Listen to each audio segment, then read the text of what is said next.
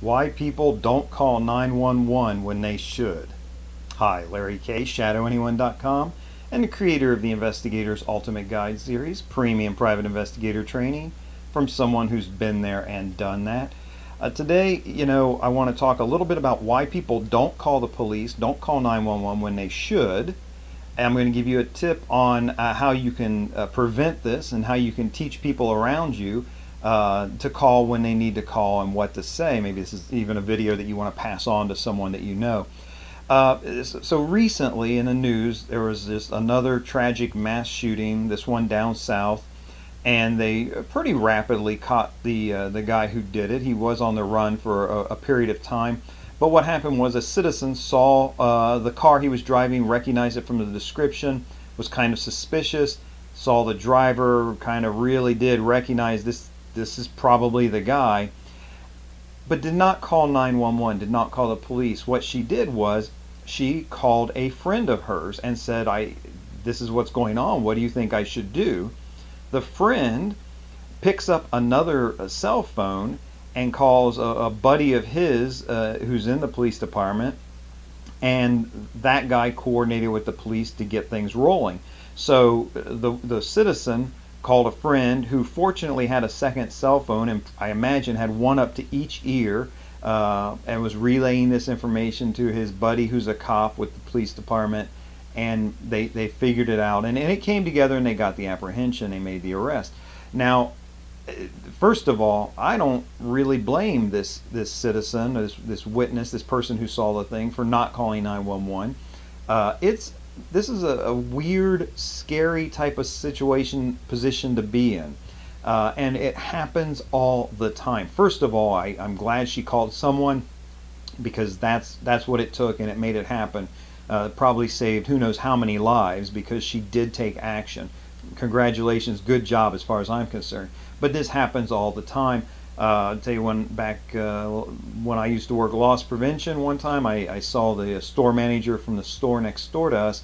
He's got his tie, his slacks, and he comes running by the front of our store, and I look around, I don't see anything immediately that seems to be a problem, so I get out front to him, and come to find out his store had just been robbed. I tell him, hop in my car, we go quickly and look for where the suspect might be. Now, this is back before cell phones were very common. None of us had them. And I did have a radio. I radioed back into my store and said, hey, call 911. The other store had been robbed. And that was the first contact with the police that was made. And again, kind of this odd hopscotching type of thing. Very quickly, we didn't see the person. They were really long gone. And as I bring the manager back around to in front of his store, we see through the large glass windows his worker is on the phone, and he says, well, at least she's called 911. And I turned to him and I said, don't count on it. And sure enough, the worker had not called the police. They were robbed. She called their corporate office. And this happens all the time. Corporate, again, kind of one phone up to one ear and another phone up to the other ear, calls our local police department, and it's sort of relaying this information. Now, why does this happen? I can't entirely explain it. There is a certain thing in emergency situations where people kind of fail into normalcy. And I've seen it so many times. Maybe I'll talk about it in a video sometime, but this is what people do. It's why when a plane crash lands in water or something, as people are deplaning, they still reach into the overhead compartment to get their luggage. They know they shouldn't, but one of the reasons is they fall into what is normal because they don't know what else to do. And I guess in a sense that beats panicking, but this is something people do. Now, how can you prevent this from happening? What can you do when you're in that same situation? And here's what it is. You see something that you know is not right, but you don't want to make an accusation. You don't want to say, well, they're going to think I'm calling just because this person is another race from me. They're going to think I'm calling because I don't like this person, or whatever it might be. I don't want to make an accusation. They could just be out at the playground doing their thing. They're not necessarily a bad guy, but it doesn't seem right to me. Okay, here's the key phrase I want you to know. When you call the police, say, I'd like to report a suspicious person, or I'd like to report a suspicious vehicle.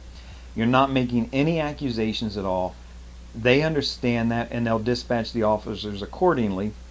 they may ask you what is suspicious about it, and you may honestly say, I don't know. This guy's been in the park. He's got no kids with him. He's not reading a book. He just seems to be looking at people. It's freaking me out a little bit. It's probably nothing, but I wanted to let you guys know about it.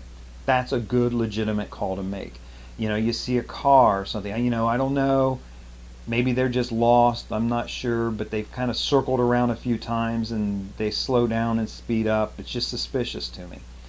Perfectly legitimate. So there's your key phrase when you want to call the police, but you're not sure. Think about that woman who caught this serial killer or a mass murderer rather recently. She could easily call the police and not make an accusation about some guy she sees in a car, but just say, I'd like to report a suspicious vehicle. I think it might be the one that you guys are looking for. No one is going to be upset or angry. A lot of times these calls turn out to be nothing. It is just a guy in a park catching some sun or some people who are lost. But, nobody is offended. This is a normal thing, and it just comes back. It's the 21st century. It's one of those deals where if you see something, you got to say something. So remember that key phrase, and don't be afraid to call the police if you have an emergency or even have something that's just suspicious to you. This is Larry K, shadowanyone.com. Remember, do the right thing, even if it's the hard thing.